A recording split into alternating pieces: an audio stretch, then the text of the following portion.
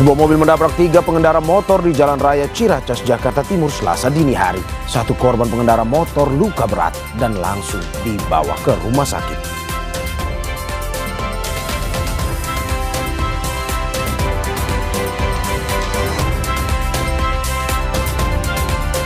Bangunan pondok pesantren Al-Kozini di Sidoarjo, Jawa Timur ambruk pada Senin sore. 1 orang meninggal dunia dan puluhan santri terluka akibat tertimpa reruntuhan bangunan pondok pesantren. Puluhan santri lainnya diduga masih terjebak reruntuhan, menunggu evakuasi.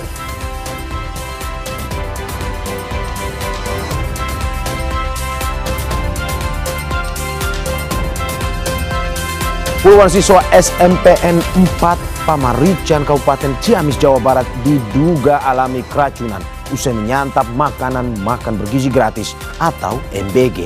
Siswa harus mendapatkan perawatan medis, bahkan ada yang dirujuk ke rumah sakit.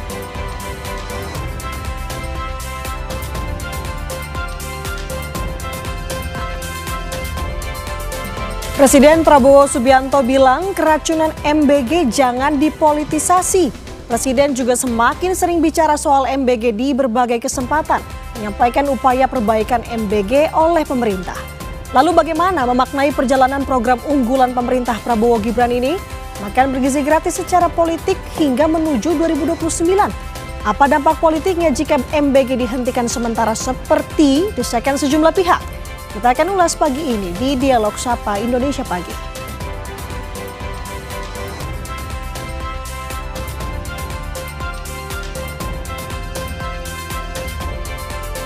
Menteri Keuangan Purbaya Yudi Sadewa yakin Rabu kurs rupiah akan kembali membaik pada Rabu setelah Bank Indonesia mengintervensi pasar.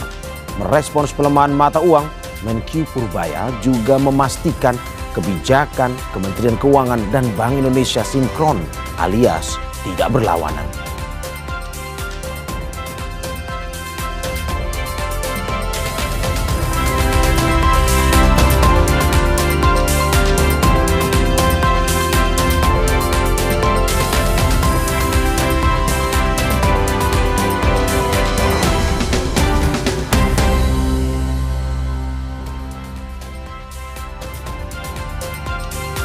Halo, selamat pagi saudara. Apa kabar Anda? Semoga senantiasa selalu diberikan kesehatan. Sapa Indonesia Pagi kembali hadir mengisi ruang informasi Anda. Kali ini bersama saya Nanda Aprilia. Dan saya Mario Sarung. Ada berbagai informasi menarik yang akan kita kulik dan kita rangkum hari ini. Salah satunya informasi di penghujung September 2025, Mario. Ya. Seperti apa yang ditampilkan di Harian Kompas hari ini, saudara. Ada sebuah foto berita. Ya. Jika Anda lihat terkait dengan bangunan pondok pesantren yang ambruk di Sidoarjo, Jawa Timur. Ya. Sementara informasi yang diterima sampai dengan Selasa dini hari masih ada beberapa korban yang masih dicari dan juga dilakukan proses evakuasi, Mario. Ya, sampai saat ini kalau dari berdasarkan laporan Kika Madona, jurnalis Kompas TV yang berada di Surabaya, data terakhir itu ada 100 orang yang sudah kemudian diselamatkan oleh BPBD, dan ya masih terus tadi data terus harus disinkronkan antara berapa sebenarnya yang masih terus dicari, terus berapa korban yang luka-luka. Ya kita harapkan ya secepatnya dari pemerintah maupun ya pihak yang pada akhirnya mencari ini korban-korban yang hilang ya. Kita turut berbelasungkawa dan akhirnya bisa segera dengan data yang lebih pasti lagi untuk bisa dikabarkan kepada kita terkait berapa jumlahnya. Betul, kita turut berbelasungkawa atas peristiwa yang terjadi. Tentunya tadi penegasan apa yang disampaikan oleh Mario, Gubernur Jawa Timur juga tetap berpegang teguh begitu untuk mengevakuasi seluruh korban sampai dengan semuanya berhasil dievakuasi.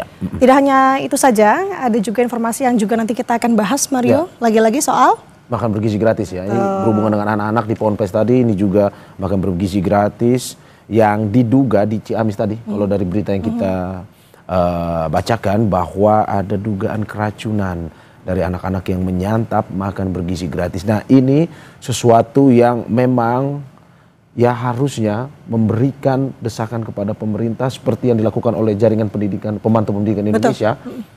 Harus ada evaluasi besar-besaran kepada makan bergizi gratis ini, karena tidak lama setelah ini kejadian ya, tidak lama setelah pemerintah memberikan pernyataan maaf kepada seluruh korban, orang tua yang terkena atau yang keracunan makan bergizi gratis ini, sehingga ya kita harapkan setelah permintaan maaf itu ataupun juga penyesalan itu ada tindak lanjut. Tetapi hingga saat ini ada dugaan keracunan lagi. Nah, apa sebenarnya yang harus dilakukan pemerintah sehingga keracunan ini bisa di stop? Ini menarik, tapi kalau kita melihat sebenarnya ke belakang sedikit, beberapa yang pesan atau pernyataan yang disampaikan oleh Presiden Prabowo Subianto mengenai program unggulannya ini, MBG, bahwa tampaknya beliau sangat fokus juga untuk mencari solusi ya sebagai evaluasi dari program ini. Apalagi kemarin kalau kita terakhir kutip dalam Munas PKS begitu ya, beberapa hal yang disampaikan mengenai program ini, salah satunya dengan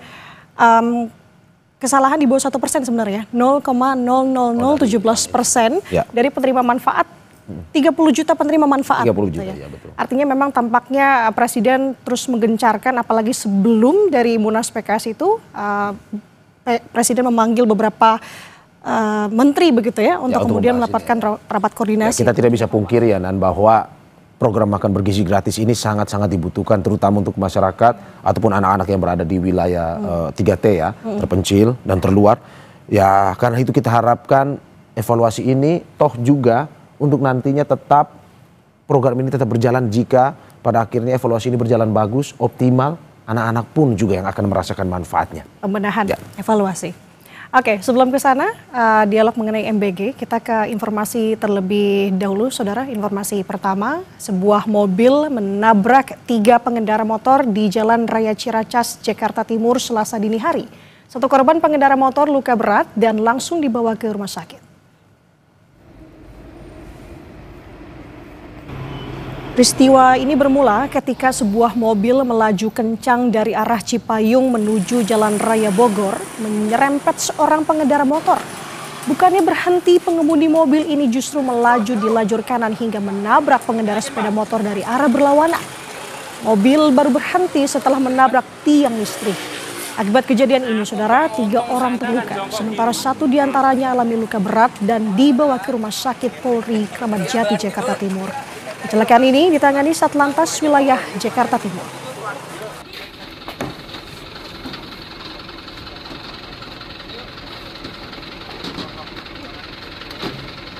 Mobilnya udah oleng dari depan Yohan, udah sempet nabrak 1 orang tapi jatuh ke Yohan, kita nggak tahu korban Yohan gimana. Terus habis itu dia mau nabrak saya sama yang 1 lagi tuh, tapi nggak kena, banting setir ke kiri, akhirnya nabrak motor Beats, baru nabrak tukang ayam ini, terus kabur lari ke depan Holland sampai nabrak tiang listrik, mobilnya ketangkap di situ. Itu dari apa pengantuk? Kayaknya mabuk deh Kak, soalnya pas abis nabrak dia nggak berhenti, malah makin nabrak lagi, jalan lagi.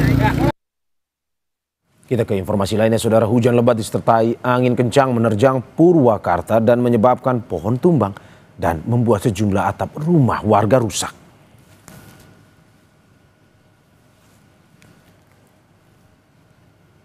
Selain menumbangkan sejumlah pohon dan merusak atap rumah warga, hujan lebat juga menyebabkan sejumlah jalan protokol Purwakarta tergenang air, imbas dari saluran drainase yang kurang baik.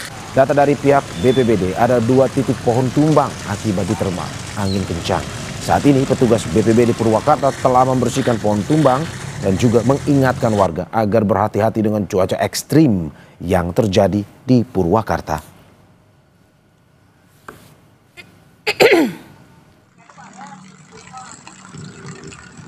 Ke informasi lainnya, saudara, bangunan pondok pesantren Al-Kozini di Sidoarjo, Jawa Timur, Senin sore ambruk. Saat ini Wakil Bupati dan juga Kapolresta Sidoarjo. Puluhan santri dilaporkan terluka akibat ambruknya bangunan pondok pesantren ini, saudara. Diduga sejumlah santri masih terjebak di bawah reruntuhan. Dari keterangan salah satu santri pondok pesantren Al-Kozini, bangunan ambruk saat ratusan santri sedang melaksanakan sholat asar berjamaah. Bangunan yang ambruk juga disebut sebagai bangunan yang kondisinya baru dan memiliki 3 lantai. Dan diduga masih ada santri yang terjebak di reruntuhan. Untuk kejadian itu lagi ada kegiatan sholat asar. Oke, kemudian bangunan yang ambruk ini biasanya digunakan untuk kegiatan apa? Untuk kegiatan sholat, untuk kegiatan mengajar dan mengaji. masih dalam evakuasi yang masih terjepit di dalam. Kalau yang sudah diselamatkan ratusan, untuk kepastiannya masih didata sama santri-santri yang aktif, pengurus-pengurus santri itu. Untuk masalahnya bangunan baru. Pencarian kepada para korban. Proses evakuasi terhadap korban bangunan ambruk ini terus dilakukan, Saudara. Wakil Gubernur Jawa Timur Emil Dardak langsung datang dan juga mengawal proses evakuasi. Emil memastikan proses evakuasi tidak berhenti sampai seluruh korban diselamatkan. Pemprov Jawa Timur juga telah mengirimkan sejumlah logistik untuk membantu proses evakuasi. Sementara Basarnas Surabaya terus melakukan proses evakuasi terhadap korban yang masih tertimbun bangunan pondok pesantren Al-Qauzini. Sementara itu, Basarnas Surabaya terus melakukan evakuasi terhadap korban yang masih tertimbun bangunan pondok pesantren Al-Qauzini. Kepala Kantor SAR kelas A Surabaya bilang proses evakuasi dilakukan dengan sangat hati-hati karena konstruksi bangunan yang dinilai miring. Dipastikan ada yang teriak-teriak di dalam, itu yang harus kita pastikan. Makanan, minuman terutama dan oksigen ini sudah disiapkan. Mudah-mudahan bisa segera kita berikan kepada anak tersebut dalam bentuk can supaya kesulitan bernapas bisa diatasi. Mohon geser ada. Ya. Pak, ada bantuan alat berat. Ibu Gubernur sudah mengkomando suplai logistik juga ke lapangan, lampu supaya ini malam bisa segera pelaksanaan tetap lancar, dan juga dapur umum untuk memastikan semua operasional ini terdukung secara logistik. Berarti evakuasi akan dilakukan malam hari, Pak? Nggak berhenti sampai selamat ya. Kondisi bangunan yang runtuh ini, kemiringannya itu masih memungkinkan sekali untuk runtuh kembali. Kita menjaga itu, makanya hanya peralatan tertentu yang kita gunakan. Karena dengan peralatan yang menggunakan mesin yang membuat getaran itu kita singkirkan dulu. Kita menggunakan alat yang sederhana, tapi yang masih bisa digunakan untuk membongkar reruntuhan. Karena masih banyak sekali yang masih terdengar untuk menangis atau menjerit ya. Artinya mereka masih hidup. Wakil Gubernur Jawa Timur Emil Dardak, Saudara, juga mendatangi Rumah Sakit Siti Hajar Sidoarjo, Jawa Timur pada Senin malam menjenguk korban bangunan ponpes ambruk yang dirawat. Kata Emil, Pemprov Jatim saat ini masih fokus mengevakuasi korban dan penanganan korban di rumah sakit. Sekitar 45 korban bangunan ponpes Al-Qauzini Buduran Sidoarjo yang ambruk saat sholat asar Senin sore dirujuk ke Rumah Sakit Siti Hajar Sidoarjo. Dari jumlah tersebut, Saudara, 1 korban meninggal dunia, 24 korban telah diizinkan untuk pulang, serta lainnya masih menjalani rawat inap di rumah sakit.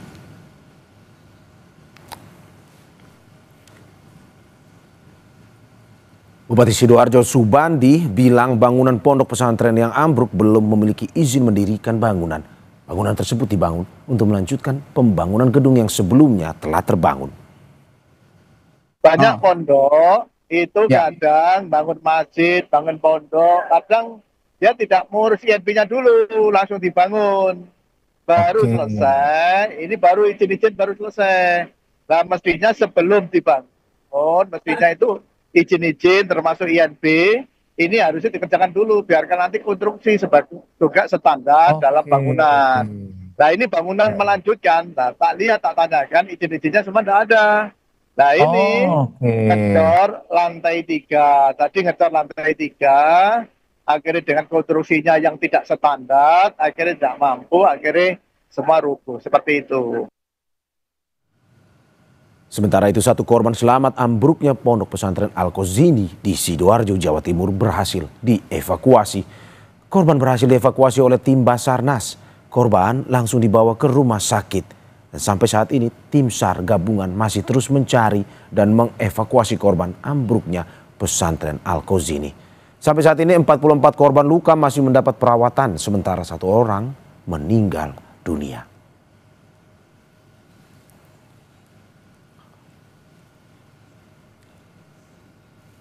Dan untuk mengetahui informasi terkini kita sudah terhubung dengan jurnalis Kompas TV Kika Madona dan juru kamera Cilmi Ardianto Fani di Pondok Pesantren Al-Qauzini Sidoarjo, Jawa Timur. Selamat pagi Kika, saat ini apakah masih ada korban yang terjebak di reruntuhan bangunan pondok pesantren yang ambruk dari pantauan Anda?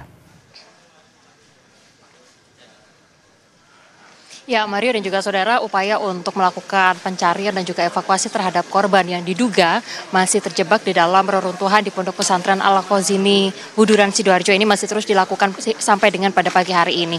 Upaya ini juga masih akan terus dilakukan sampai dipastikan seluruh korban bisa atau berhasil dievakuasi. Seperti yang disampaikan oleh Wakil Gubernur Jawa Timur, Emil Elistianto Dardak, yang juga kemudian disampaikan pada saat ia mengunjungi atau juga memimpin langsung untuk proses pencarian terhadap korban-korban yang juga kemudian tertimpa reruntuhan dari Pondok Pesantren Al-Khazini, Buduran, Sidoarjo.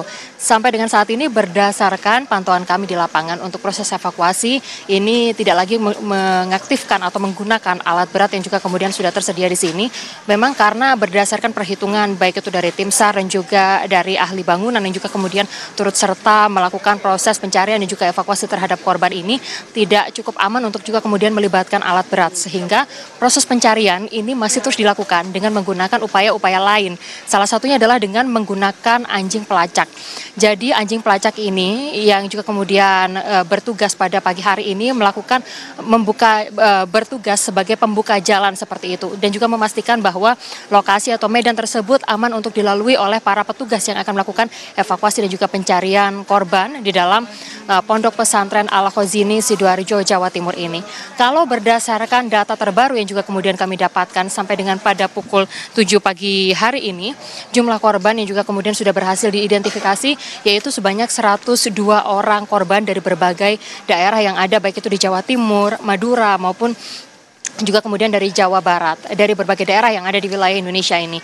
Namun saat ini berdasarkan pantauan kami di lapangan, anggota keluarga korban yang juga masih melakukan pencarian baik itu terhadap anaknya, kerabatnya maupun saudaranya, ini juga masih terus berdatangan untuk memastikan apakah dari nama-nama yang juga kemudian sudah masuk di dalam 102 orang list tersebut atau nama-nama tersebut, ini ada nama dari anggota keluarga yang sedang mereka cari. Jadi saat ini untuk memastikan jumlah korban, dari tim BPBD dan juga tim SAR juga kemudian membangun posko, yang mana di posko tersebut juga merupakan pusat informasi yang juga kemudian berisi informasi terkait dengan korban-korban yang juga kemudian sudah berhasil untuk kemudian dievakuasi seperti itu, dan juga saat ini sedang menjalani perawatan di 4 rumah sakit yang ada di wilayah Sidoarjo, Jawa Timur. Di antaranya adalah di Rumah Sakit Siti Hajar, RSUD Sidoarjo, dan juga Rumah Sakit Delta Surya Sidoarjo. Jadi saat ini korban-korban yang juga kemudian sudah berhasil untuk kemudian dievakuasi dilarikan ke 4 rumah sakit tersebut untuk mendapatkan perawatan secara intensif. Sementara itu saudara, seperti yang disampaikan oleh Gubernur Jawa Timur Khofifah Indar Parawansa, bantuan logistik juga masih akan terus berdatangan. Baik itu misalnya air, lalu juga kemudian dapur. Di sini juga kemudian sudah didirikan dapur umum untuk para korban dan juga anggota keluarga yang sedang menanti kabar baik dari anggota keluarga mereka yang saat ini diduga tertimpa reruntuhan dari Pondok Pesantren Al-Khazini, Buduran, Sidoarjo ini bisa segera ditemukan. Sehingga untuk pasokan logistik dipastikan hingga saat ini juga masih terus akan disuplai oleh pemerintah Provinsi Jawa Timur, baik itu air, kebutuhan logistik lainnya, serta kemudian oksigen. Ambulan juga berdasarkan pantauan kami juga masih terus berdatangan untuk berjaga-jaga dan juga bersiaga untuk mengantarkan jika ditemukan adanya korban yang juga kemudian berhasil dievakuasi ini supaya mereka bisa langsung mendapatkan perawatan secara intensif di 4 rumah sakit yang juga kemudian disiapkan oleh pemerintah Provinsi Jawa Timur. Seperti yang disampaikan sebelumnya, bahwa terkait dengan pembiayaan dari perawatan atau obat-obatan yang juga kemudian dikenakan terhadap para korban ini nantinya akan ditanggung oleh rumah sakit daerah dan juga rumah sakit Provinsi Jawa Timur.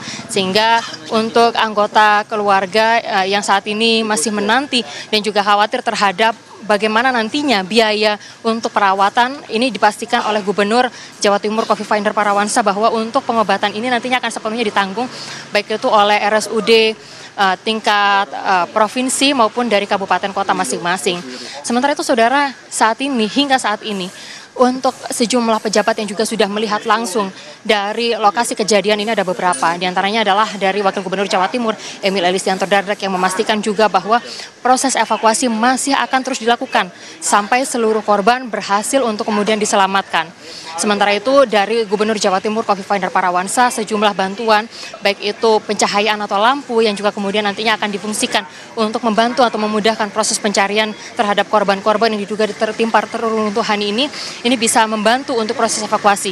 Ada total 55 instansi yang juga kemudian dikerahkan dalam proses pencarian korban yang diduga tertimpa dari reruntuhan dari Pondok Pesantren Al-Khozini Buduran Sidoarjo, Jawa Timur. Dan kemarin juga sempat disampaikan oleh Bupati Sidoarjo Subandi yang menyatakan bahwa setelah terjadinya peristiwa ini, nantinya pemerintah Kabupaten Sidoarjo akan melakukan audit terhadap bangunan-bangunan baik itu pondok pesantren, lalu juga masjid yang juga kemudian tidak memiliki izin mendirikan bangunan, sehingga nantinya terkait dengan peristiwa ini, untuk peristiwa ini Subandi menyatakan bahwa nantinya ia akan juga mencari tahu apa sebetulnya penyebab pasti runtuhnya bangunan di Pondok Pesantren Al-Khozini Sidoarjo, Jawa Timur, sehingga nantinya proses audit akan dilakukan terhadap bangunan-bangunan tersebut. Demikian Mario. Terima kasih Kika Madona dan juga juru kamera Cilmi Ardianto Fani atas laporannya. Utamakan kehati-hatian dan selamat bertugas kembali. Saudara, lebih dari 40 korban luka-luka ambruknya Pondok Pesantren Al-Khozini di kawasan Buduran Sidoarjo masih dirawat di Rumah Sakit Siti Hajar Sidoarjo. Kami hadirkan informasi terkininya usai jeda.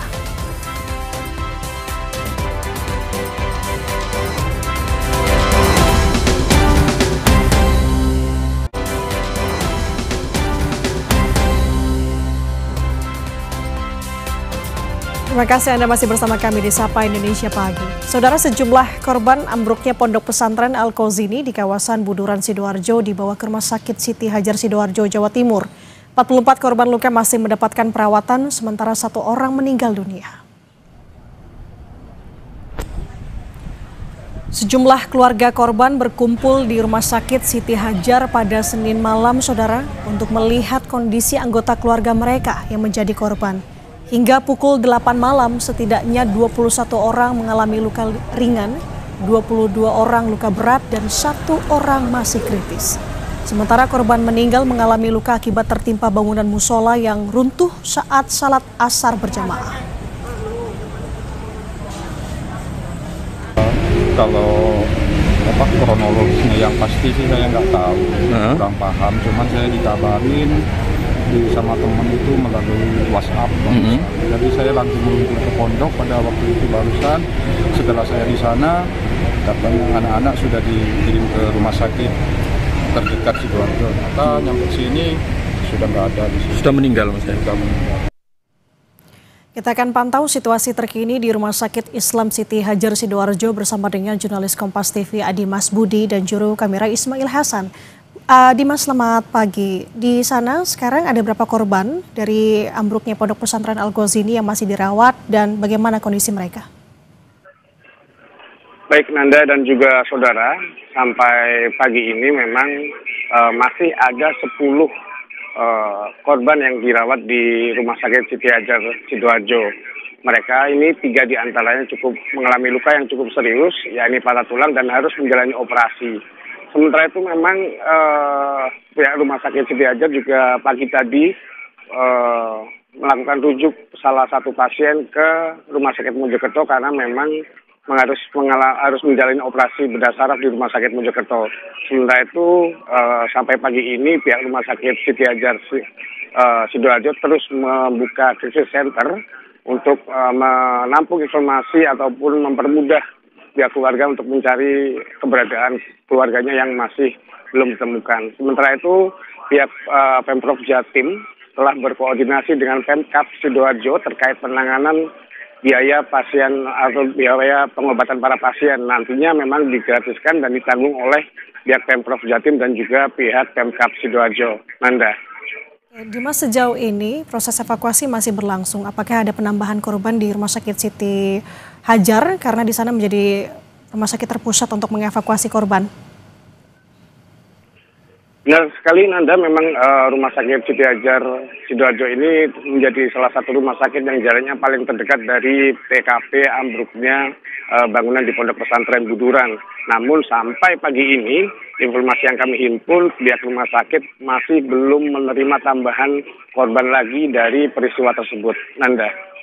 Oke, di sana apakah Anda pantau ada keluarga yang memang masih menunggu informasi dari korban, salah satunya korban yang masih belum berhasil dievakuasi, Dimas?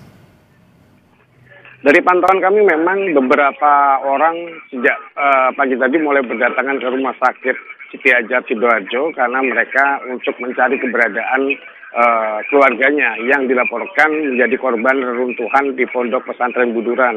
Namun pihak rumah sakit Siti Hajar Sidoarjo telah memberikan data dan juga memberikan informasi secara terbuka kepada keluarga pasien, nama-nama pasien yang dirawat di rumah sakit Siti Hajar Sidoarjo. Sehingga ketika para keluarga ini mencari keberadaan keluarganya di sini, jika sudah ditemukan akan diberikan informasi bahwasanya yang bersangkutan sudah diperbolehkan pulang malam tadi atau masih dirawat. Seperti itu, Nanda. Oke, Dimas, satu korban meninggal dunia. Apakah saat ini jenazah sudah dipulangkan ke kediamannya atau seperti apa pantauan Anda? Untuk terkait satu jenazah yang dilaporkan meninggal dunia yang sempat dirawat di rumah sakit Siti Hajar Sidoarjo sudah dipulangkan pada malam kemarin, Nanda. Oke, kita akan tunggu bagaimana perkembangannya di sana. Proses evakuasi masih terus dilakukan. Terima kasih jurnalis Kompas TV Dimas Budi melaporkan dari Sidoarjo.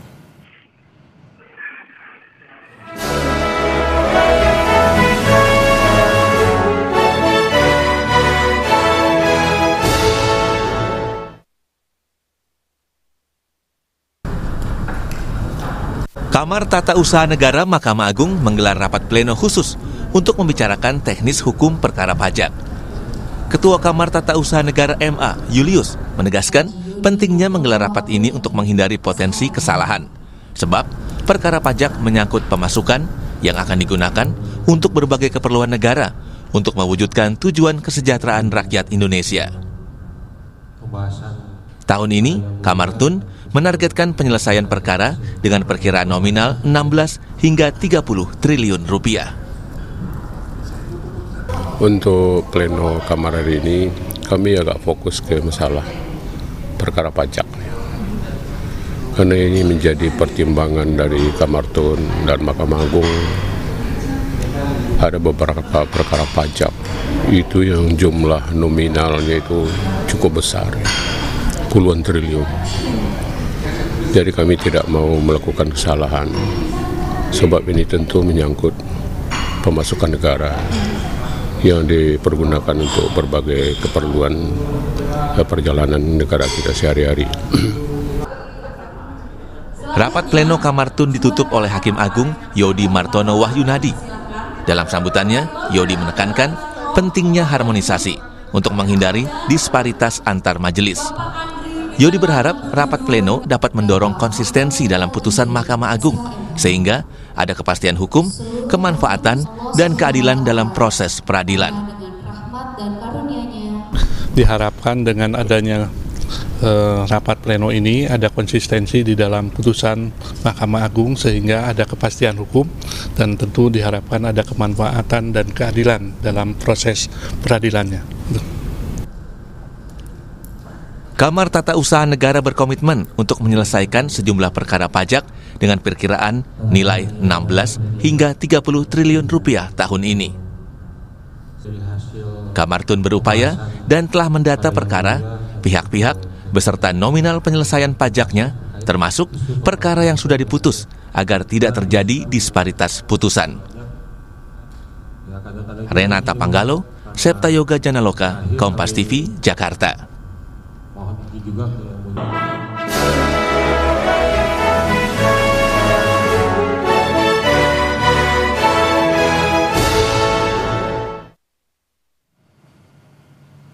Presiden Prabowo Subianto bilang keracunan MBG jangan dipolitisasi. Presiden juga semakin sering bicara soal MBG di berbagai kesempatan, menyampaikan upaya perbaikan MBG oleh pemerintah. Lalu bagaimana memaknai perjalanan program unggulan pemerintahan Prabowo Gibran ini? Makan bergizi gratis secara politik hingga menuju 2029. Apa dampak politiknya jika MBG dihentikan sementara seperti desakan sejumlah pihak? Kita ulas pagi ini bersama dengan Mario Sorong dan sejumlah narasumber untuk Anda. Usai jeda.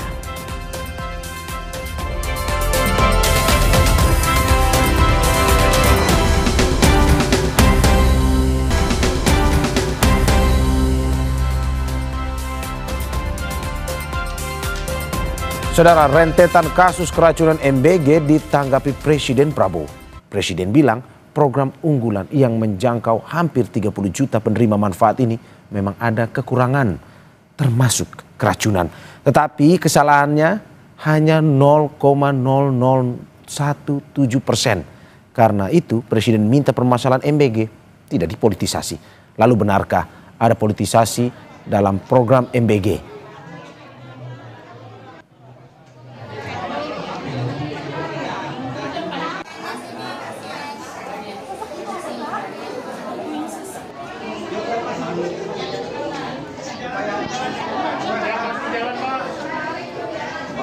Dan informasi terkininya saudara, puluhan siswa SMPN 4 Pamarican, Kabupaten Ciamis, Jawa Barat diduga alami keracunan usai menyantap makanan bergizi gratis atau MBG. Siswa harus mendapat perawatan medis, bahkan ada yang dirujuk ke rumah sakit. Sejumlah siswa SMPN 4 Pamarican, Kabupaten Ciamis mengaku mual dan pusing usai menyantap menu MBG yang disajikan kemarin. Petugas dari Puskesmas Kertahayu, Pamarican, serta beberapa unit ambulans datang ke lokasi untuk memeriksa kondisi siswa.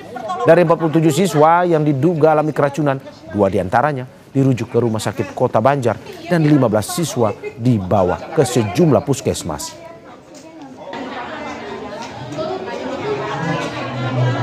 Pertama, prihatin atas kejadian keracunan siswa-siswi SMP Negeri 4 Pamarican. Tercatat ada 47 siswa yang kena keracunan tapi belum tahu itu dari MBG, belum apa karena belum dicek secara lengkap. Pertama akan diambil, diteliti dulu penyebabnya, kenapa ini bisa keracunan massal. Kalau itu terjadi akibat kelalaian dari dapur SPPG, kita akan tindak tegas sesuai dengan aturan yang ada.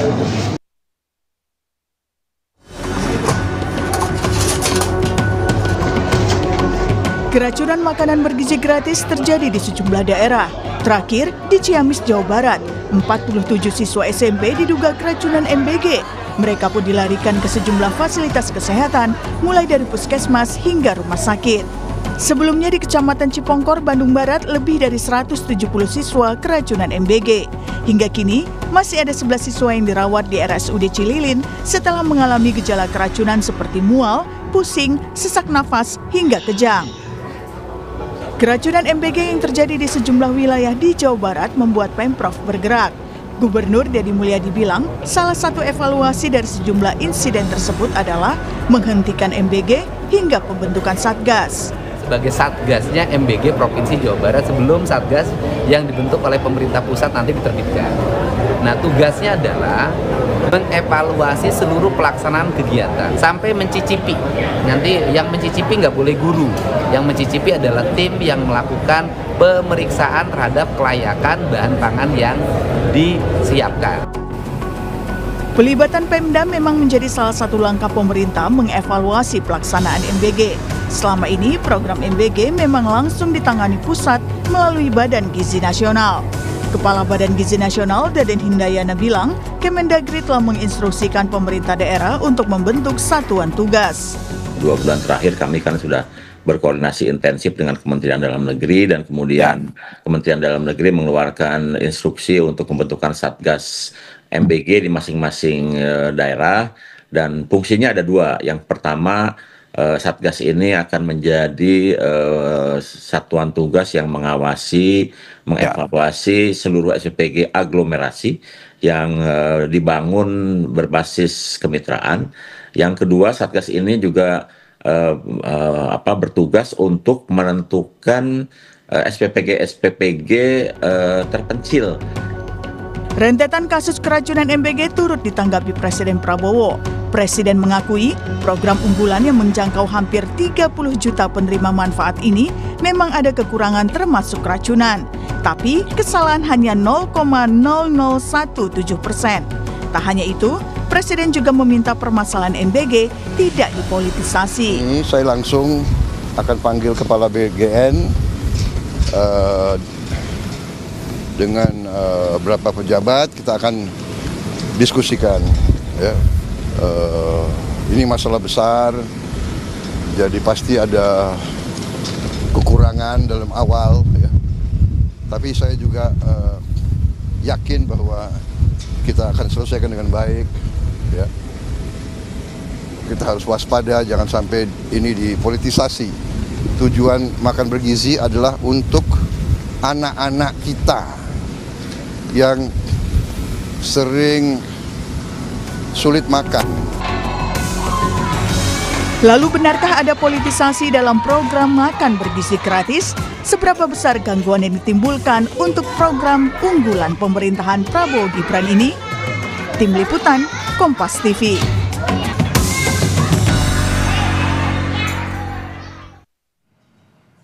Rentetan kasus keracunan MBG ditanggapi Presiden Prabowo. Presiden bilang program unggulan yang menjangkau hampir 30 juta penerima manfaat ini memang ada kekurangan termasuk keracunan.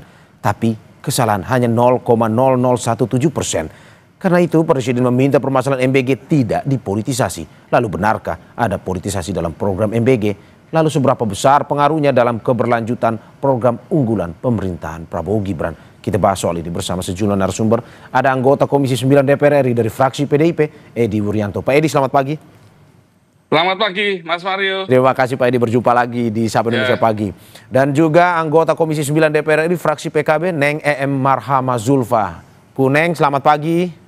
Pagi, Assalamualaikum. Waalaikumsalam. Terima kasih Bu Neng sudah bergabung di Dialog Sapa Indonesia Pagi, dan juga pengamat komunikasi politik Universitas Padjadjaran Kunto Adi Wibowo. Mas Kunto, selamat pagi. Selamat pagi Mas Mario. Terima kasih Mas Kunto. Bapak Ibu, terima kasih sudah bergabung di Dialog Sapa Indonesia Pagi pada hari ini. Saya ke Pak Edi terlebih dahulu. Pak Edi, Presiden bilang jangan dipolitisasi MBG ini. Tanggapan Anda seperti apa?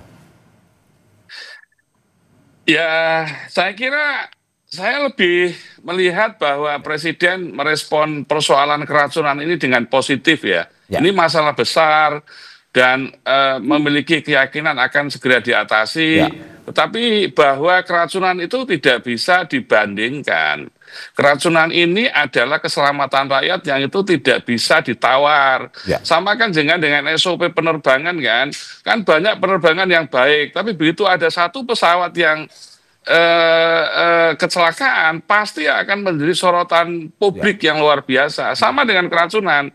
Ini soal keracunan rakyat, soal keselamatan rakyat. Jadi menurut saya niat baik memberi makanan bergizi gratis ketika makanan yang disajikan itu mengandung racun yang menyebabkan keracunan, tentu publik sendiri yang akan menilai itu. Karena itu saya sangat sependapat bahwa Pak Presiden melihat ini masalah besar dan akan dievaluasi. Semua kementerian lembaga dikumpulkan, dan tentu Komisi 9 juga Rabu besok mengundang seluruh mitra, Kemenkes, BPOM, lalu juga BKKBN, lalu BGN sendiri sebagai leading sektor. Kita akan evaluasi terus sesuai dengan instruksi Ketua DPR RI.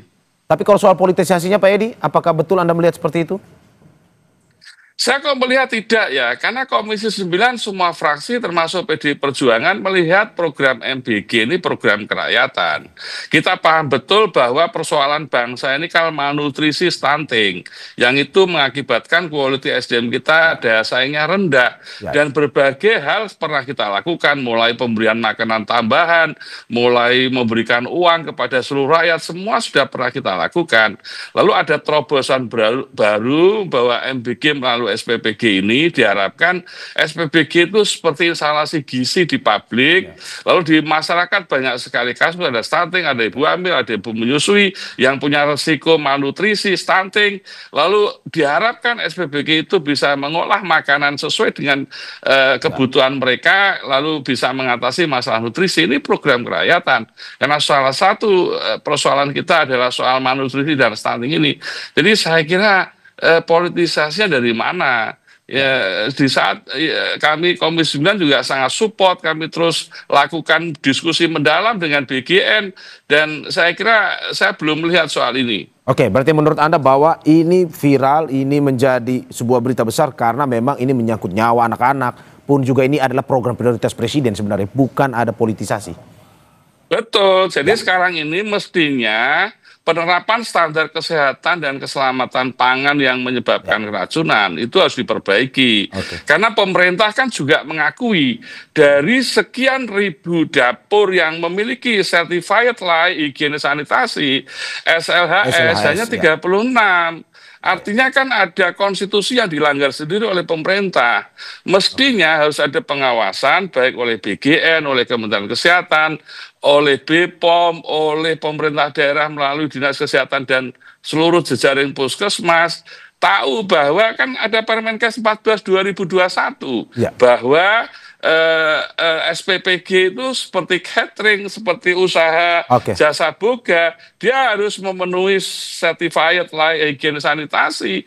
Kalau kemudian belum memiliki SLHS lalu diizinkan untuk operasional, ya tentu ada standar dong yang dilanggar.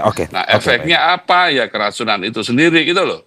Saya ke Bu Neng. Bu Neng, menurut Anda seperti Pak Edi, tidak ada politisasi atau mungkin saja sebenarnya ini berita bisa ditanggulangi lebih, pemberitaan ini bisa ditanggulangi lebih sederhana, tapi sekarang sudah menjadi viral. Menurut Anda ada politisasi seperti itu? Sebenarnya mungkin yang dimaksud Pak Pak bukan politisasi, jangan terlalu gaduh lah seperti itu. Mungkin beri kesempatan yang dimaksud Pak Edi atau Pak Prabowo maksudnya, Bu Neng? Enggak, Pak Prabowo gitu kan.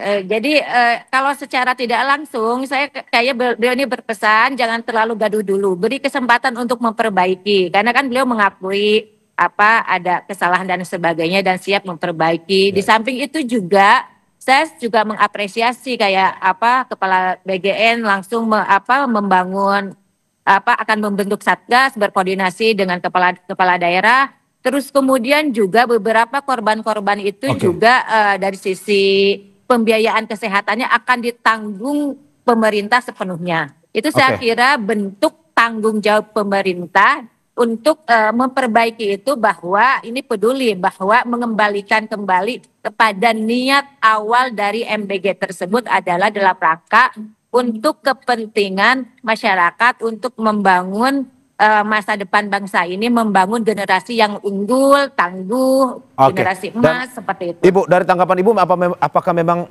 gaduh seperti yang disampaikan oleh Presiden? Ya bukan gaduh ya, maksud saya tuh, maksudnya tuh Pak Presiden tuh tidak gaduh atau rame kan? Kalau tadi kan Pak Edi secara tidak langsung menyampaikan bahwa ketika ada keracunan seperti diibaratkan pesawat, kalau ada terjadi kecelakaan maka akan rame gitu kan. Nah rame itu rame atau gaduh apalah namanya, mungkin seperti itu, akan masyarakat akan rame. Dan hari ini kita tahu, ini kan dunia hari ini kan udah media sosial, semua udah tahu kejadian dimanapun terjadi, kemudian diupload di media sosial, maka otomatis akan rame gitu kan, seperti itu.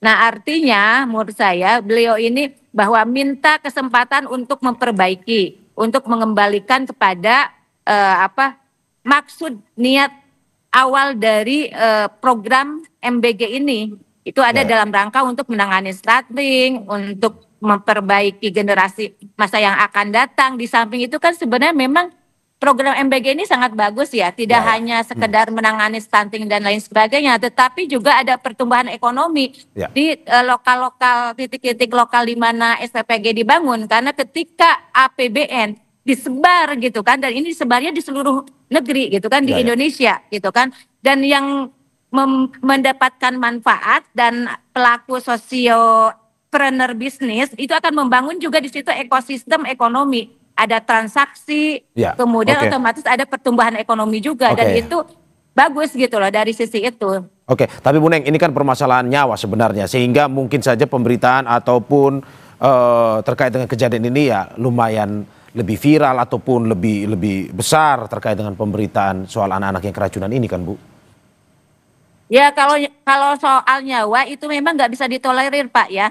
Kita pasti saya yang DPR, Pak Edi semuanya baik juga apalagi pemerintah yang meluncurkan program ini, termasuk apalagi orang tua, siswa, guru semua tidak ingin ada nyawa yang melayang. Makanya ketika ada kejadian keracunan itu juga sebenarnya pasti tidak diinginkan oleh semua pihak. Maka kemudian langsung memperbaiki dengan berbagai instrumen-instrumen yang tadi dikatakan. Oke, saya ke Pak Edi kembali, Pak Edi, bahwa ya jangan gaduh dulu sebentar, tunggu dulu biar pemerintah menyelesaikannya. Menurut Anda seperti itu?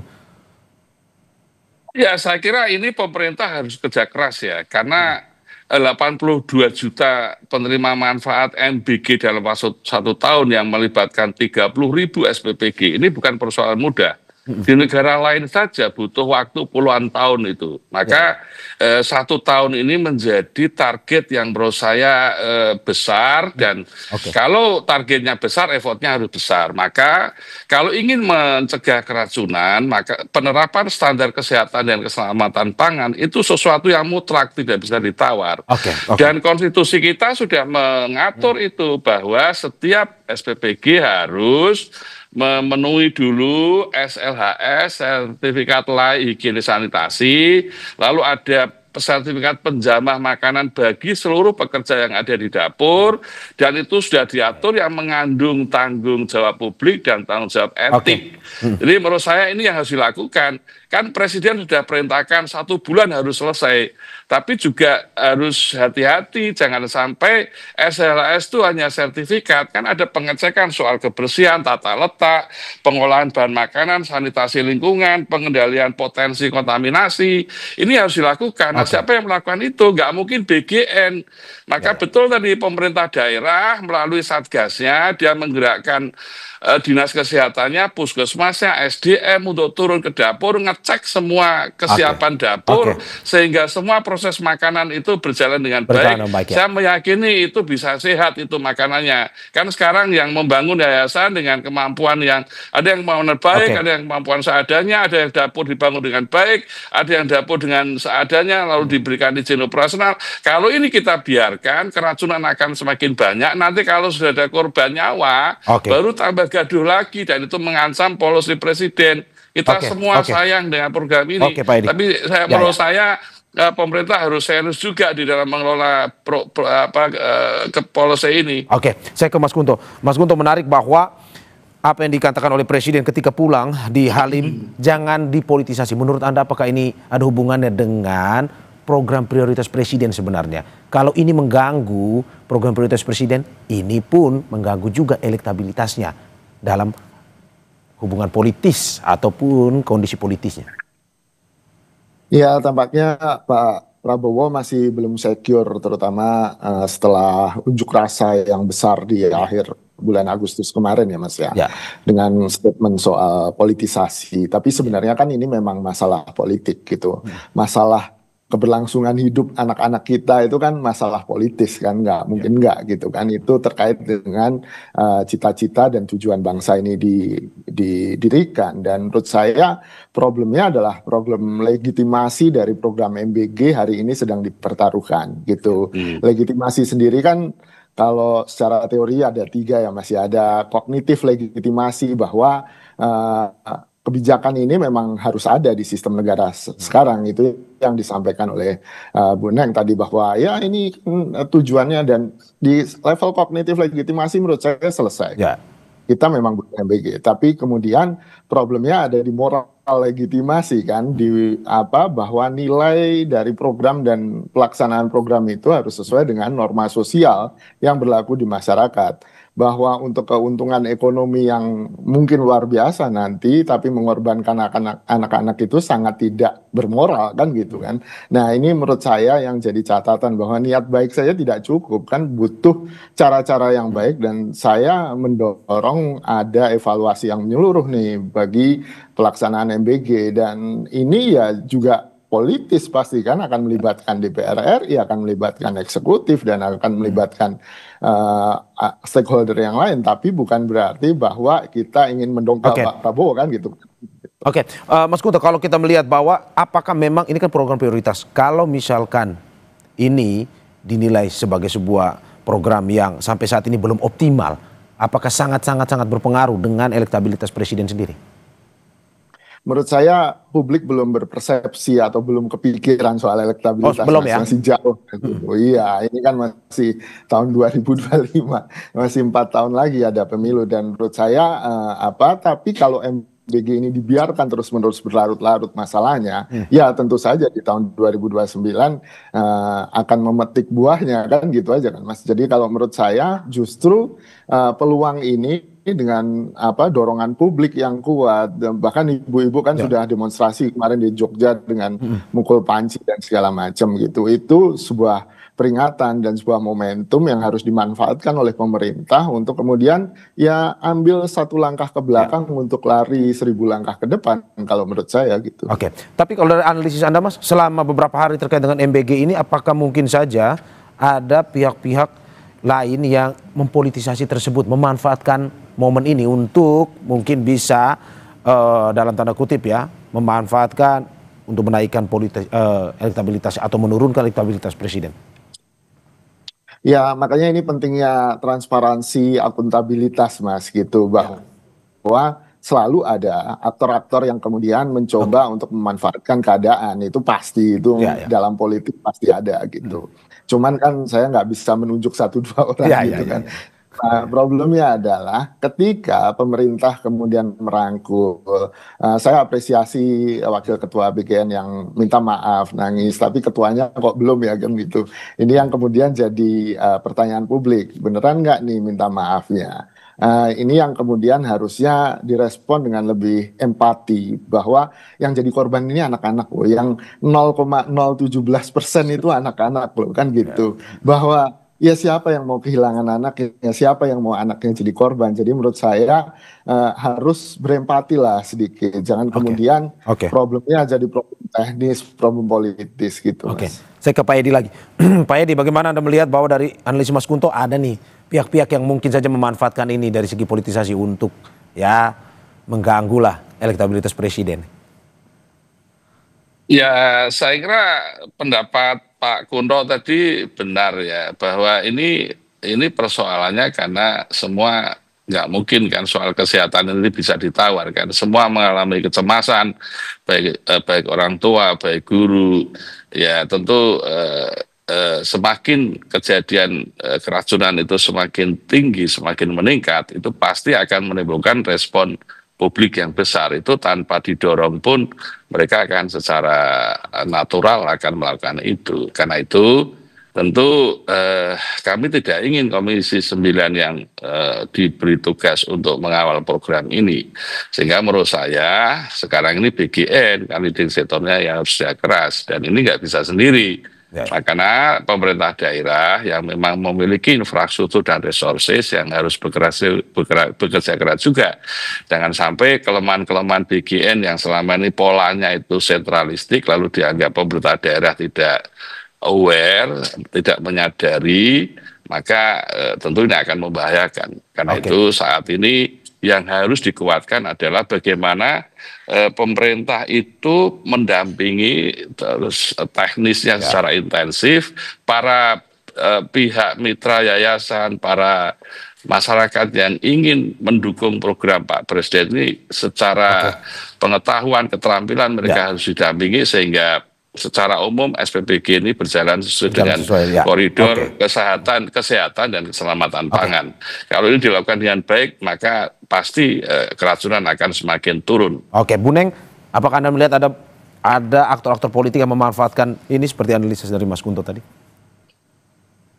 Saya jujur aja ya, tidak tahu. Tapi memang kan kejadian-kejadian seperti ini bisa aja orang mau memanfaatkan, itu berpeluang sangat besar gitu kan. Dan saya juga memang tidak mau cari tahu juga terkait itu apa orang mau memanfaatkan politiknya atau tidak gitu kan. Tetapi saya ingin lebih fokus justru bagaimana program makan bergizi gratis yang menurut saya itu sangat baik ini, itu mungkin jangan terlalu kita ambisi untuk mengejar target 30.000 dapur terus 8 juta penerima manfaat. Tetapi prioritas utamanya itu adalah keamanan, bagaimana 0 insiden, 0 kejadian luar biasa yang itu mungkin sangat ditakutkan oleh para orang tua gitu kan. Maka ketika itu ada kejadian itu pasti semua orang akan takut gitu. Bahkan mungkin beberapa sudah ada yang ingin bawa bekal sendiri untuk secara halus menolak dan sebagainya. Yang khawatir orang tua kan ada yang seperti itu. Saya lihat beberapa di media sosial gitu kan.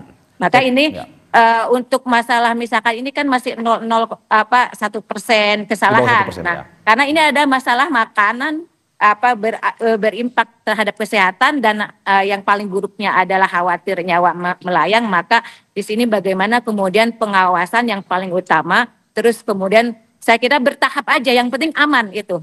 Aman untuk dikonsumsi, terus kemudian SPPG yang mau kemudian diberikan izin itu tidak hanya sekedar dia dapat sertifikat SLAS, tetapi juga kru-krunya dari mulai kepala SPPG-nya, terus kemudian para pekerjanya itu diberikan pelatihan dulu. Dan bisa jadi untuk membukanya jangan langsung 3.000 menurut saya. Mungkin bisa bertahap, 1.000 dulu, terus kemudian minggu berikutnya, jadi bertahap. Biar dia untuk membiasakan diri dulu, jangan langsung 3.000 seperti itu. Ini demi keamanan. Saya seperti itu. Gak apa-apa, yang penting satu aman gitu. Target misalkan untuk mempercepat di akhir tahun ini 8 juta penerima manfaat, itu nggak tercapai gak masalah, yang penting aman. Ada SOP yang aman, teknis yang aman ya Bu ya, Bu Neng ya. Iya betul.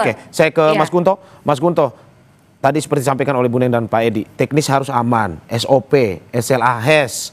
Tetapi kalau dari segi politiknya, apa yang harus dibenahi oleh Presiden untuk mengoptimalkan MBG? Tapi sebelum Anda menjawab, kita saksikan usai jeda.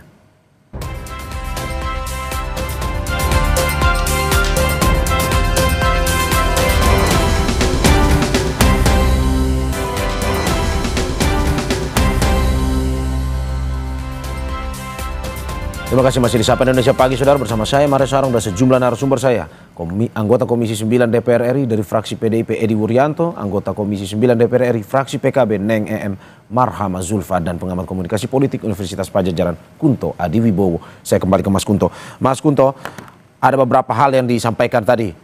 Perbaikan teknis, SOP, SLHS, pun juga bagaimana kondisi di dalam SPPG sendiri yang betul-betul harus sesuai dengan aturan. Tapi itu pembenahan dari sisi teknis ya. Pembenahan dari sisi politisnya seperti apa, Mas? Ya, kalau menurut saya yang teknis nggak bisa dilepaskan dari yang politis, Mas. Bahwa butuh kajian dan keahlian teknokratik ini untuk mengawal dan selalu memperbaiki program raksasa seperti MBG ini gitu kan. Ini kan skupnya luar biasa. Jadi memang butuh keahlian teknokratis yang selama ini kita nggak melihatnya di MBG sayangnya gitu. Dan ini perlu dijamin oleh secara politis kan, bahwa mungkin orang-orang atau ya kajian-kajian yang memang penting buat keberlangsungan MBG. Terus nomor 2 mungkin ya mendorong partisipasi masyarakat. Ini untuk mengawal, mengontrol, bahkan ikut serta dalam teknis distribusi MBG yang memang sangat menantang kan secara logistik gitu kan. Bisa dibentuk kerelawanan, ibu-ibu yang memang concern dengan keselamatan anaknya bisa dirangkul, bisa diajak partisipasi, jadi relawan. Itu secara politis akan sangat menguntungkan, Mas, gitu. Dan yang ketiga menurut saya ya berhentilah gitu menyerang pengkritik gitu kan. Ibu-ibu ini emang concern, saya juga concern dengan keselamatan anak gitu kan. Jangan bilang kemudian ada sabotase lah di MBG atau ada politisasi yang menurut saya ini akan justru berbalik gitu, justru menolak partisipasi warga, menolak concern warga, dan akhirnya warga cuma bisa marah-marah dong, Mas, gitu.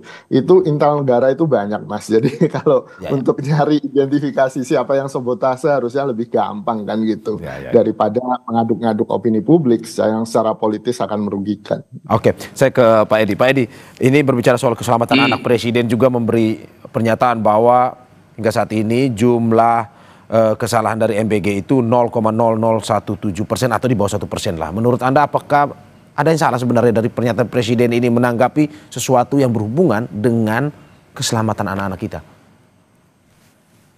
Ya, Pak Presiden kan ingin program ini berjalan dengan baik, kan itu saja itu saya tangkap. Maka saya sependapat dengan Mas Kunto tadi, mekanisme kontrol silang pelaksanaan MBG ini harus dilakukan dengan baik.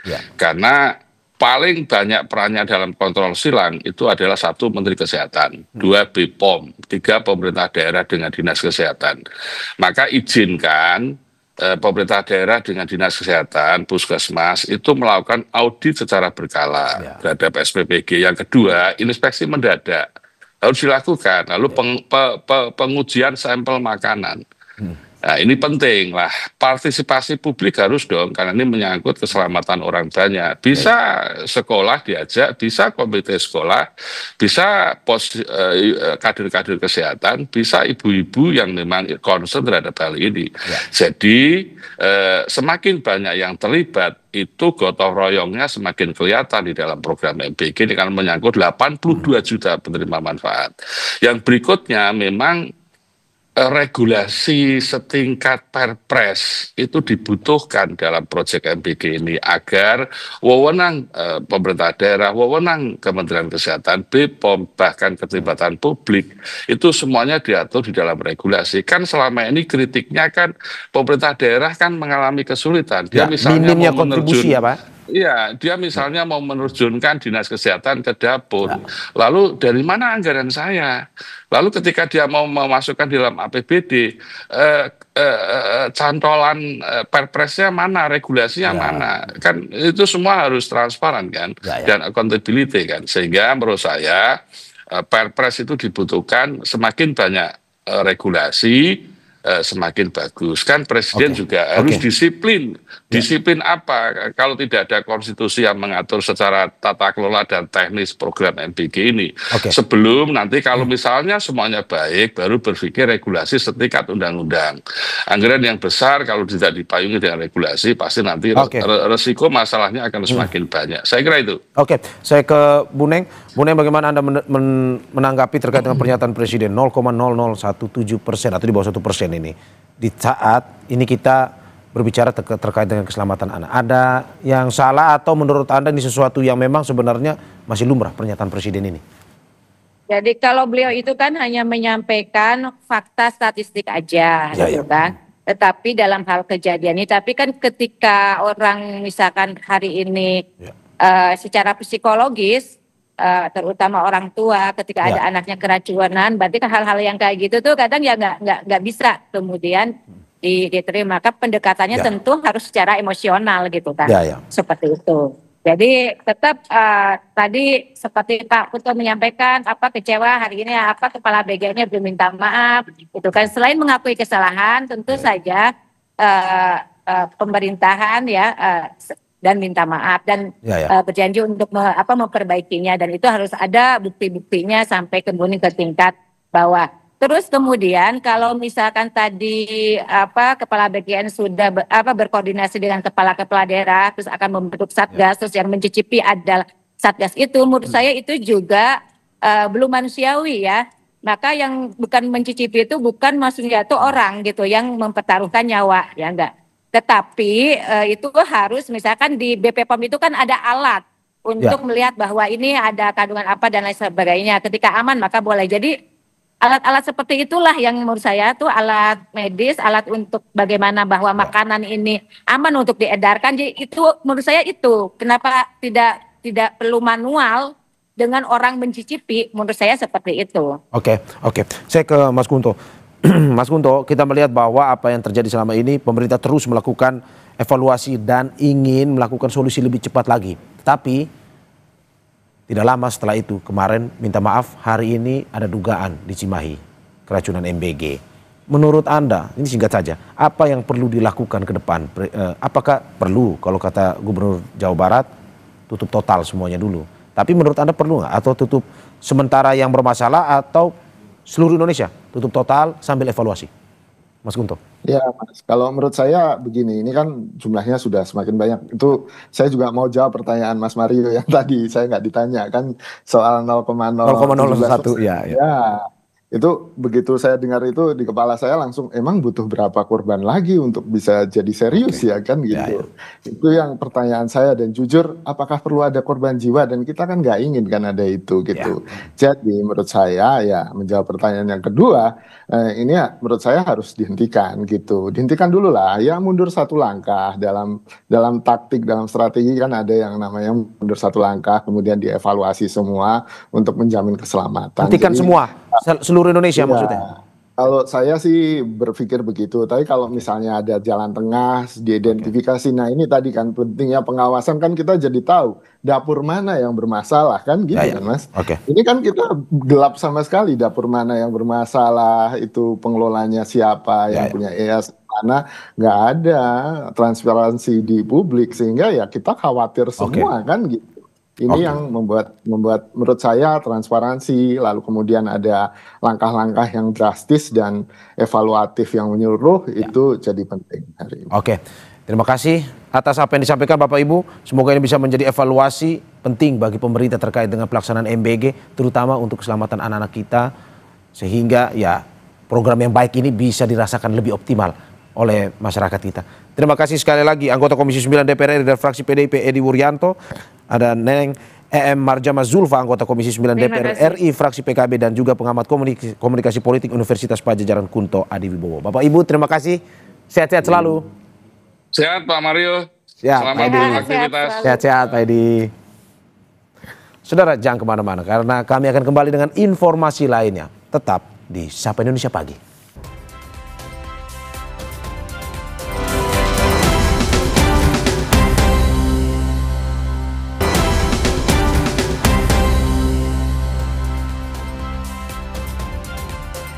Pada malam puncak HUT ke-14 Kompas TV 11 September lalu, selain acara perayaan ulang tahun, Kompas TV juga memberikan apresiasi penghargaan kepada kepala daerah atas pencapaian dalam memajukan daerahnya.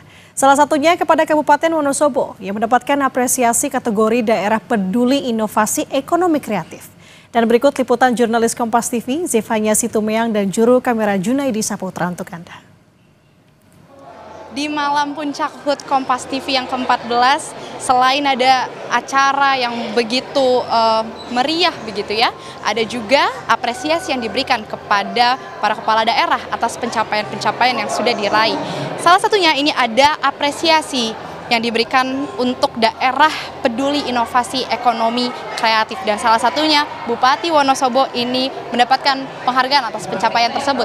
Sudah ada bersama dengan saya Bupati Wonosobo Bapak Afif Nur Hidayat. Selamat malam Bapak. Selamat malam. Mukanya sumringah sekali, cerah, dan sudah terlihat ini ya memegang sebuah piala. Ini mungkin boleh jelasin ini piala apa nih Pak? Apresiasi mendapatkan. Ya tentu kami atas nama pemerintah dan masyarakat Wonosobo memberikan ucapan terima kasih dan menghargai kepada Kompas TV yang telah memberikan atensi penghargaan atas kiprah kerja nyata kami beserta seluruh masyarakat Kabupaten Wonosobo, khususnya di bidang ekonomi kreatif yang ini menjadi konsen kami selama kami menjabat di periode pertama maupun di periode yang kedua. Kami tetap konsisten mengawal ekonomi kreatif agar bisa tumbuh dan berkembang di Kabupaten Wonosobo. Karena ini menjadi pilar penting untuk kemajuan bangsa dan negara Indonesia. Insya Allah ke depan anak-anak muda kita yang kadang jauh tidak mengenal, justru hari ini saya terima kasih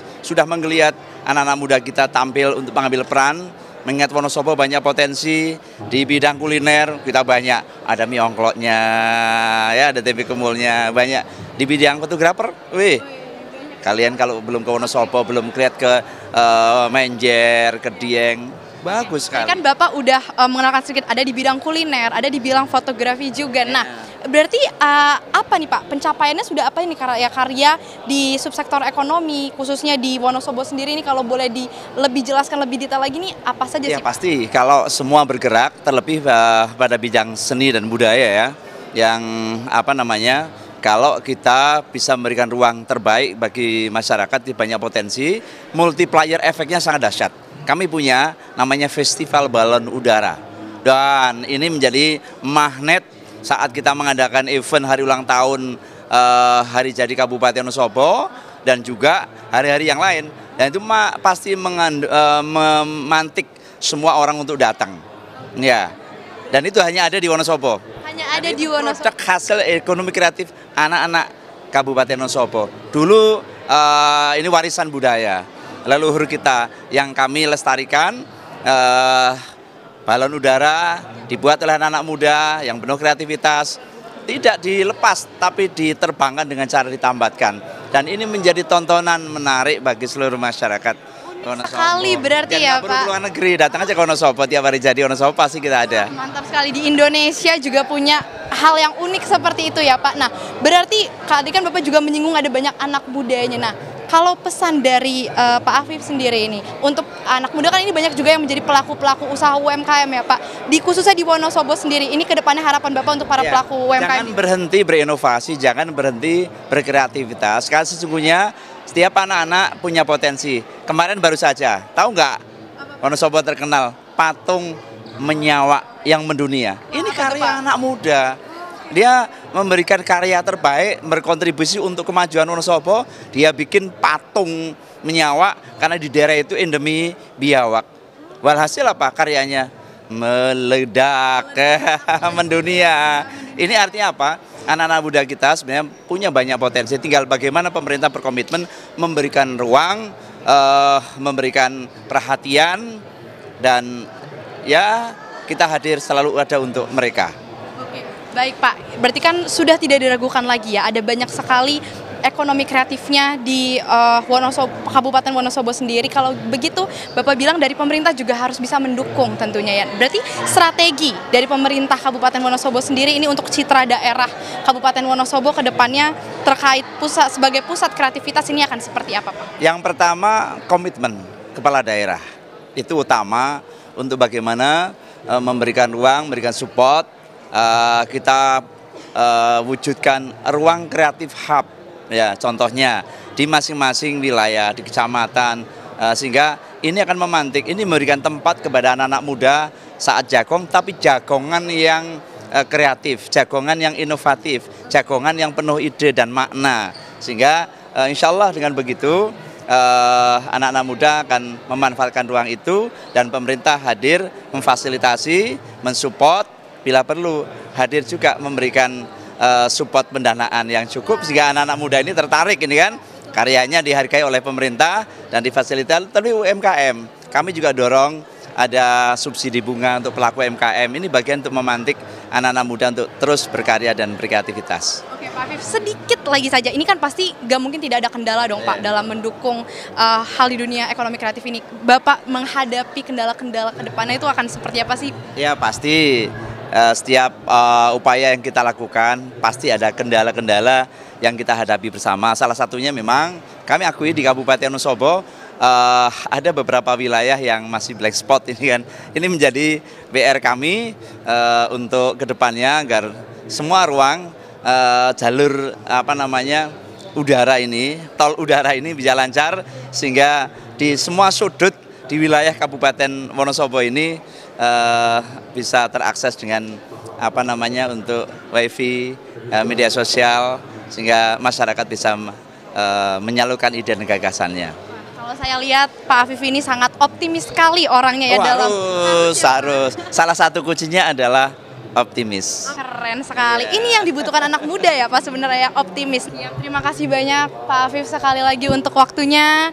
Selamat sekali lagi sudah mendapatkan penghargaan ini ya Bapak. Baik, terima kasih banyak Pak Afif. Demikian tadi saudara, kita lihat bagaimana optimis dari Bupati Wonosobo tadi dan komitmen tadi yang ditekankan ya untuk bagaimana memajukan khususnya di dunia ekonomi kreatif Kabupaten Wonosobo ini harus semakin berkembang, harus semakin maju.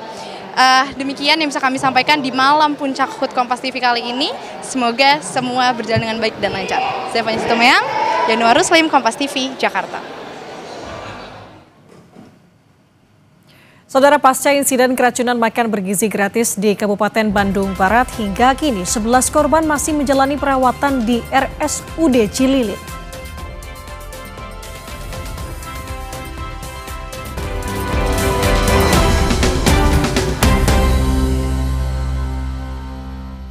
KG Media Lestari, komitmen Kompas Gramedia Group untuk berkontribusi mempercepat pencapaian tujuan pembangunan berkelanjutan di Indonesia.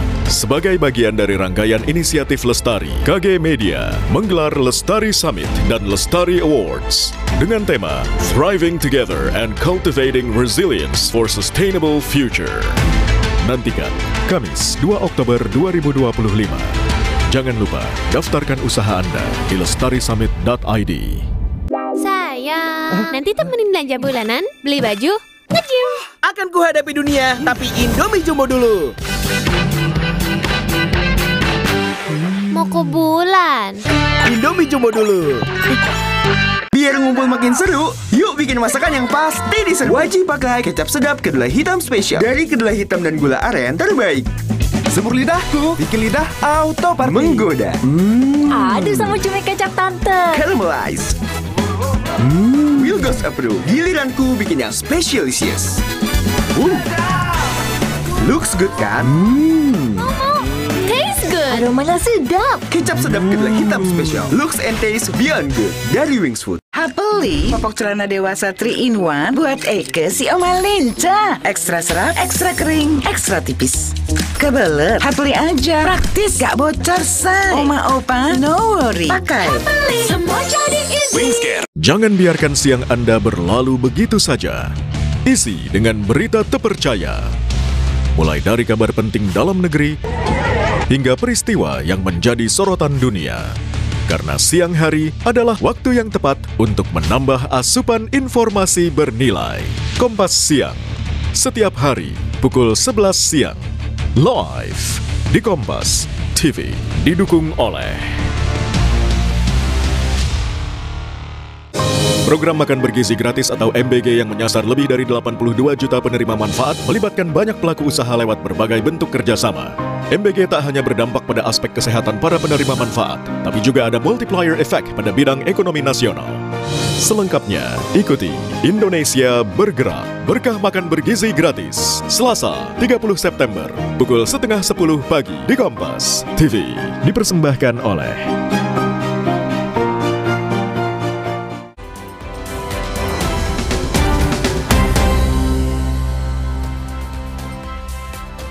Terima kasih Anda masih bersama kami di Sapa Indonesia Pagi. Saudara, pasca insiden keracunan makan bergizi gratis di Kabupaten Bandung Barat, hingga kini 11 korban masih menjalani perawatan di RSUD Cililin.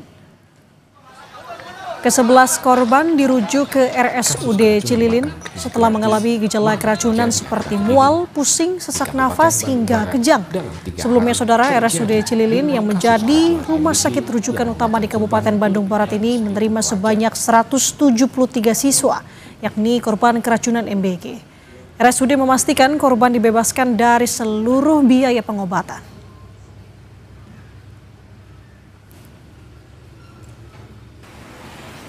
Sementara itu, salah satu SMP negeri di Solo, Jawa Tengah membentuk satgas khusus untuk mendeteksi makanan program makan bergizi gratis sebelum dibagikan ke siswa. Makanan diperiksa untuk memastikan keamanan dan menghindarkan potensi keracunan. Saat makanan didistribusikan, saudara, akan diperiksa dulu oleh tim guru. Setelah dirasa aman, kemudian baru didistribusikan ke siswa untuk selanjutnya disantap bersama. Makanan datang dari SPPG, yang kami lakukan adalah memerintahkan untuk petugas seperti biasa memeriksa makanan yang datang dengan dilihat dari aromanya, kemudian rasanya.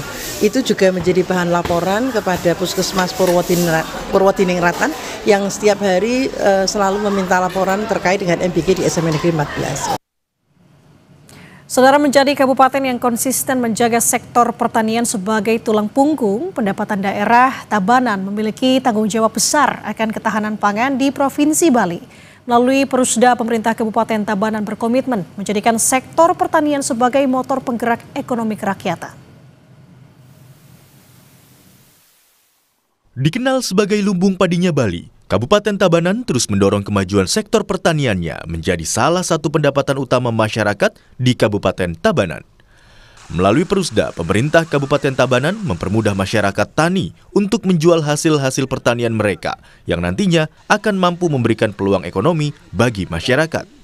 Selain itu, pemberian subsidi pupuk juga dilakukan pemerintah dalam rangka meningkatkan hasil pertanian di Kabupaten Tabanan. Bupati Tabanan, Ikomang Gede Sanjaya menyebut, selain tanaman padi, Tabanan juga memiliki berbagai jenis hasil pertanian lainnya, seperti kopi, coklat, hingga sayur mayur. Khusus di lahan tanam padi, pemerintah berhasil mendorong perluasan lahan tanam menjadi 43.168 hektar dari target sebelumnya hanya 38.000 hektar. Hal ini tentunya memperkokoh posisi Kabupaten Tabanan menjadi lumbung padi dan ketahanan pangan Provinsi Bali. Di Bali bahwa kami di Kabupaten Tabanan salah satu juga sering dijuluki sebagai lumbung pangannya Bali. Karena dari zaman dulu masyarakat kami di daerah Kabupaten Tabanan ini adalah masyarakat agraris, penghasil sektor pangan. Hasil sektor pertanian ketahanan pangan di Kabupaten Tabanan serta merta bukan hanya sektor padi. Padi kami kurang lebih sawah terbesar di Bali, kurang lebih luasnya adalah 19.000 hektar. Ini cukup luas.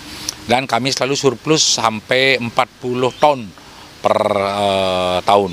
Ini surplus. Jadi hasil surplus sektor pertanian kami kasih kabupaten kota sebali dan juga kami jual ke beberapa hotel yang memang sudah menjadi MOU dengan kami di pemerintah Kabupaten Tabanan. Melalui sektor pertanian ini, Bupati Tabanan juga berharap mampu mengundang wisatawan untuk berkunjung ke Kabupaten Tabanan. Melalui festival-festival yang bisa menjual olahan hasil tani melalui IKM dan keindahan alam Kabupaten Tabanan. Jipayana Putra, Kompas TV, Tabanan, Bali.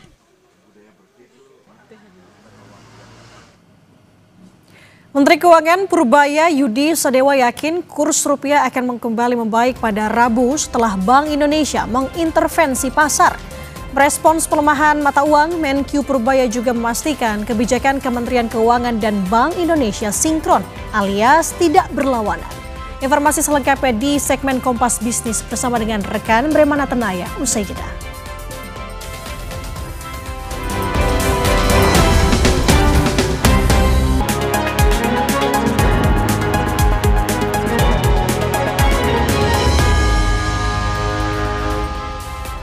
Kita masuk di segmen Kompas Bisnis, saudara, bersama saya Bremana Tenaya. Gejolak nilai tukar rupiah mulai mereda. Rupiah mulai menguat setelah Bank Indonesia all out atau habis-habisan.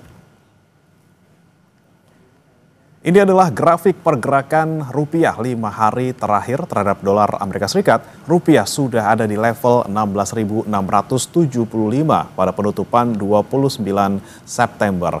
Sebelumnya rupiah merangkak lemah mendekat ke level psikologis 17.000. Kompas Bisnis beri catatan, saudara, berulang kali bahwa cara membaca rupiah ini berkebalikan dengan grafik pada umumnya. Semakin naik garisnya berarti rupiah semakin lemah, sedangkan makin turun grafiknya berarti rupiah semakin menguat.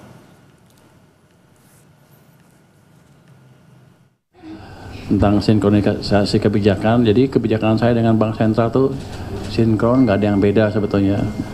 Cuman kan kadang-kadang di luar tanggapannya, anggapannya kami dengan BI seolah berlawanan. Nggak, kami sinkron, selaras, harmoni lah. Apalagi tadi dia ngasih makan bebek goreng yang enak banget. Terpaksa saya sama dengan dia pandangannya ke depan. Kalau sepanjang tahun depan seperti itu ya berdampak. Tapi saya yakin ketika mereka tahu bahwa kebijakan yang kita jalankan betul-betul bisa membalik arah pertumbuhan ekonomi, itu rupiah akan berbalik dengan cepat. Apalagi dengan presentasi pers, dengan konferensi pers yang sekarang yang menyatakan bahwa ada kebijakan dari Kementerian Keuangan yang 4%, saya pikir akan berkurang dengan cepat untuk tekanan ke rupiah. Di samping itu BI juga sesuai dengan wewenangnya menjaga nilai tukar dengan agresif, dengan sungguh-sungguh, dengan apa? Sesuai dengan peran mereka. Saya pikir nggak lama akan balik lagi. Sejalan dengan kondisi market terbuka, kurs tengah Bank Indonesia juga menunjukkan penguatan.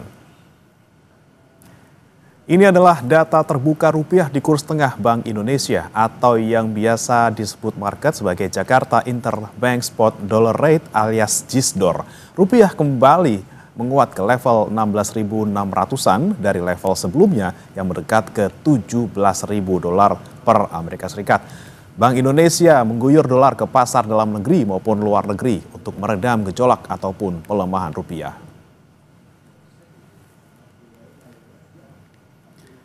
Saudara Menteri Keuangan Purubaya Yudi Sadewa menghitung pada hari Rabu kurs rupiah terhadap dolar Amerika Serikat akan menguat dengan kebijakan yang diambil Bank Sentral. Senin baru mulai ini, Selasa, Rabu mesti udah balik ke level yang ini. Hitungan saya yang jelas gini, fondasi ekonomi kita akan membaik terus ke depan. Kita menjalankan kebijakan untuk mendorong ekonomi, enggak main-main. Bank Sentral juga sinkron dengan kami, tujuannya sama. Menjaga stabilitas ekonomi dan menciptakan pertumbuhan yang lebih cepat. Supaya kita semua kaya bareng-bareng lah gitu. Amin. Enggak tahu, Anda mancing saya. Kan Bank Sentral yang ngantain rupiah. Kalau sebagai ekonom saya tahu, tapi sebagai Menteri Keuangan saya nggak boleh ngomong katanya. Tapi jauh lebih kuat dibanding sekarang. Kalau Anda pemain forward looking, kira-kira tahu signal apa yang mesti diambil, posisi apa yang mesti diambil. Ini sinyal kuat sekali kan dari saya. Dan saya kalau jalanin nggak main-main kan. Iya Pak, silakan. Jadi sell.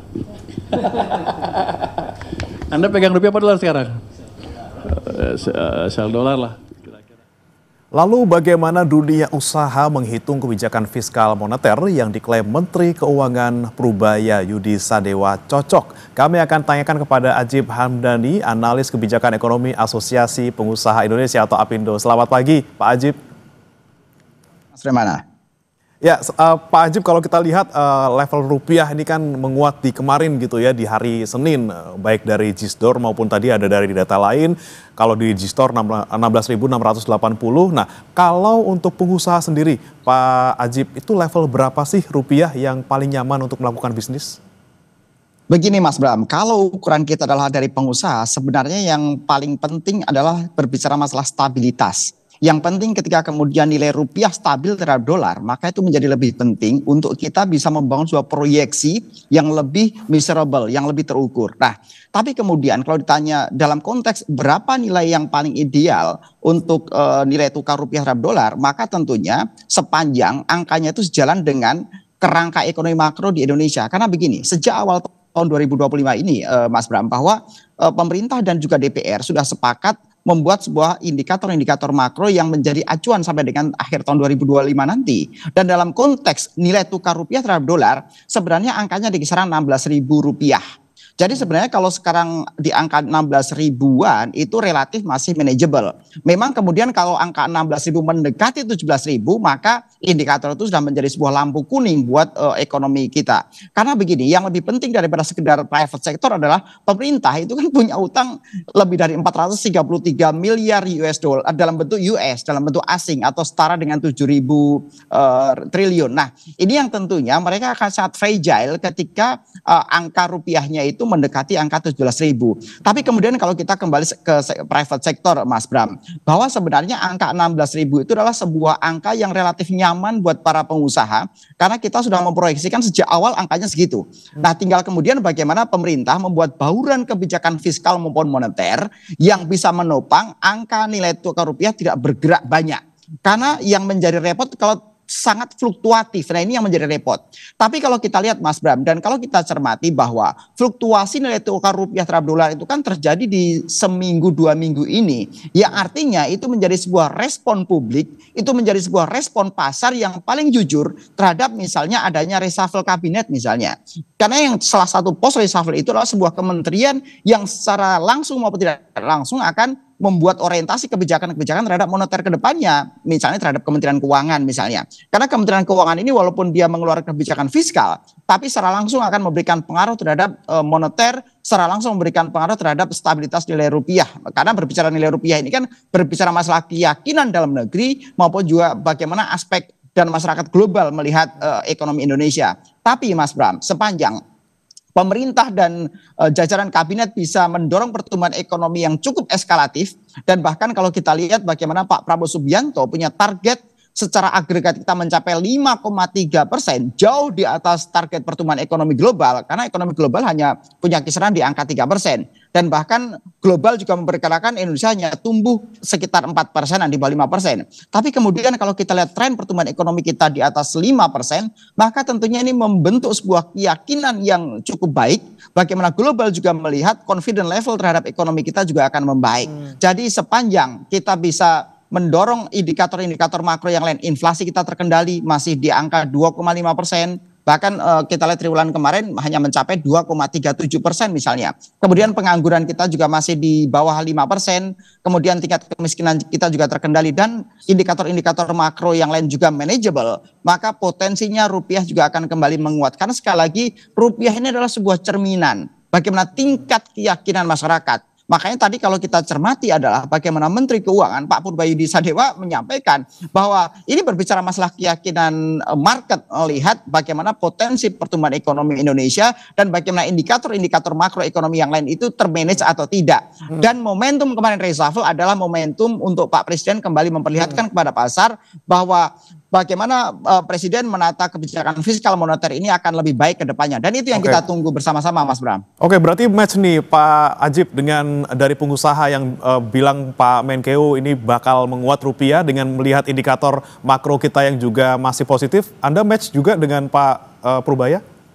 Ya, memang yang perlu kita perhatikan adalah bagaimana kondisi domestik dan bagaimana kondisi global. Kalau kita berbicara kondisi domestik, memang kalau kita lihat bagaimana kebijakan-kebijakan fiskal kita yang juga mendorong likuiditas yang banyak di pasar, itu sebenarnya cukup challenging kemudian ketika dibandingkan bagaimana dengan kebijakan The Fed yang mereka juga, ini kan Amerika Serikat dengan Presiden Trump ini kan mereka juga ingin menarik dolar ke negaranya. Ya. Jadi artinya ini terjadi tarik menarik kebijakan fiskal maupun moneter yang sama-sama ingin membanjiri pasar dengan likuiditas. Nah, sehingga kemudian ketika kita bisa menunjukkan sebagai bagian emerging country bahwa pertumbuhan ekonomi kita lebih baik dari Amerika dari si persentase dan itu sangat possible, maka dari si persentase ya, bukan dari si besaran PDB. PDB kita mau kalah jauh dengan Amerika, tapi dari si potensi pertumbuhan ekonomi kita bisa double dari Amerika. Ini yang menjadi sebuah potensi yang terus bisa dibangun. Dan sepanjang kebijakan fiskal maupun moneter pro dengan hal tersebut, maka saya juga punya keyakinan yang sama bahwa rupiah kita tetap hanya di kisaran 16%, tidak akan terus di atas 17% sampai dengan akhir tahun. Demikian Mas Pramana. Oke, baik. Tapi Pak Ajib, kalau kita lihat ke belakang kemarin ketika rupiah sempat di 16.700-an, hampir ke 16.800, ini sebenarnya apa yang terjadi dengan dunia bisnis ketika rupiah kemarin sampai ke angka segitu, Pak? Ya, dunia bisnis relatif terkonstruksi terutama untuk sektor-sektor yang terkait dengan impor sebenarnya. Karena impor kita tidak punya pilihan lain selain kita harus mencari dolar untuk melakukan pembayaran dan transaksi dengan luar negeri. Nah, tapi kan kondisi-kondisi ini sekali lagi relatif manageable sebenarnya sepanjang stabilitasnya terjaga. Yang penting jangan terlalu fluktuatif karena sekali lagi teman-teman pengusaha ini kan bukan berbicara bisnis untuk 1 bulan 2 bulan ke depan Mas Brahmana, tapi kita membuat proyeksi setahun sampai 5 tahun ke depan sehingga kemudian ketika terjadi fluktuasi yang begitu tajam maka tentunya ini akan mengganggu nilai-nilai proyeksi ke depannya. Jadi sekali lagi dunia usaha terkonstruksi ketika terkait dengan masalah impor. Kalau teman-teman yang ekspor tentunya mereka malah happy dengan adanya kenaikan dolar. Kira-kira begitu. Oke, berarti asalkan masih fluktuasinya masih bisa dikendalikan, masih stabil tuh masih manageable gitu ya Pak ya. Cuman kalau kita lagi-lagi bicara terkait dengan rupiah yang kemarin sempat naik, siapa sebenarnya pengusaha yang rentan? Karena tanpa intervensi Bank Indonesia ini rupiah bisa di atas 17.000, Pak Ajib.